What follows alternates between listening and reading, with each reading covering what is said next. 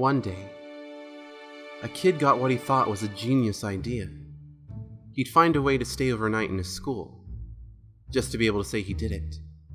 The idea of the story that it would make thrilled him. He had no idea how right he was. The major problem of the plan was getting a key. He couldn't just hide in corners the whole night. He wanted to explore. He also wanted to scope out the best places in the school for some after-school activities with any girls interested. He began to think of himself as the king of the brick castle that he spent most of his time in. He just needed that key. The only people that he thought would have a key to the entire school would be the janitors.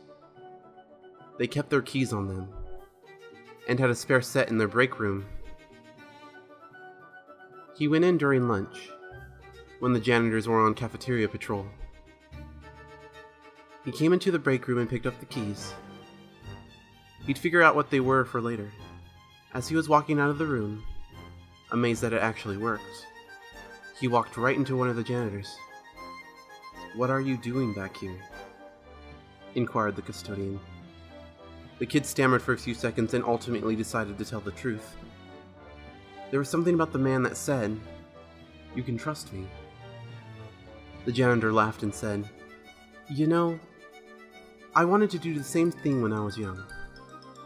Something about having the whole place to myself. It was an intoxicating urge. I made the mistake of going to the top, thinking I could get the keys there. I got caught and the old man expelled me for a lack of a better word."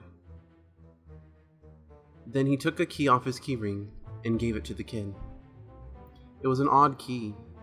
He couldn't possibly tell what the color was. It seemed to keep changing, even when he held it still. "That key will open any door in the school for you. Enjoy, son." The kid couldn't believe his incredible luck. He ran off once the janitor finished talking.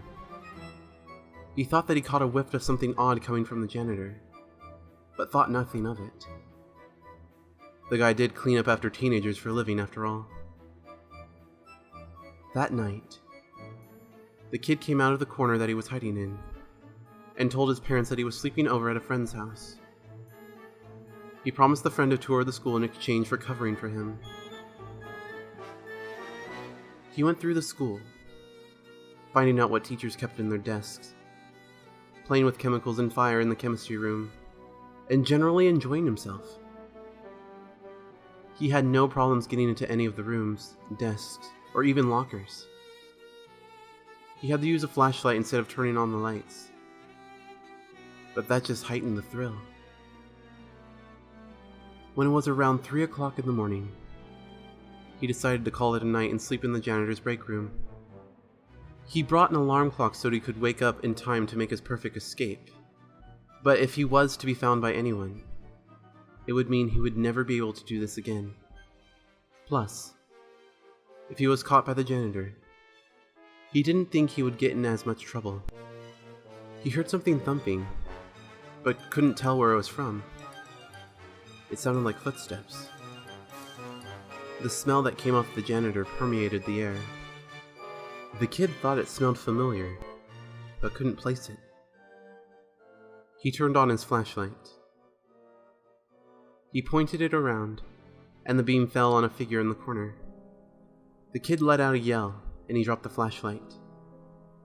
It went out. As he was picking up the flashlight and preparing to run to beat the devil, he realized that he hung up his coat in that corner. "Dumbass," he said to himself. Now that the flashlight was out, he noticed that it was a little brighter.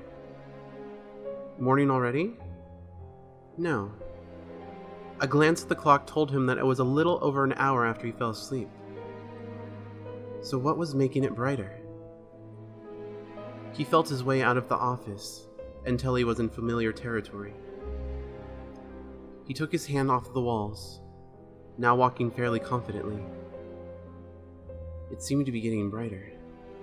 Then it occurred to him, if the figure in the corner was his coat, what was making that thumping noise? He stopped and looked behind him. He saw a shadowy outline.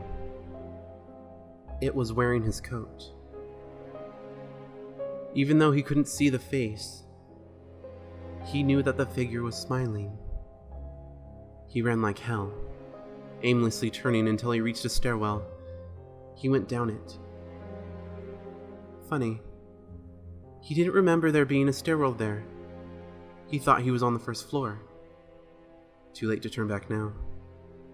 As he ran down, it got brighter, and the faint odor he detected was getting stronger. When he noticed the light flickering like a fire, he placed the smell. Sulfur. He looked around him and noticed the walls. They looked like cave walls with odd runes covering them. He saw the end of the stairs, and the figure at the bottom waiting for him. The janitor looked up at him, smiled, and laughed.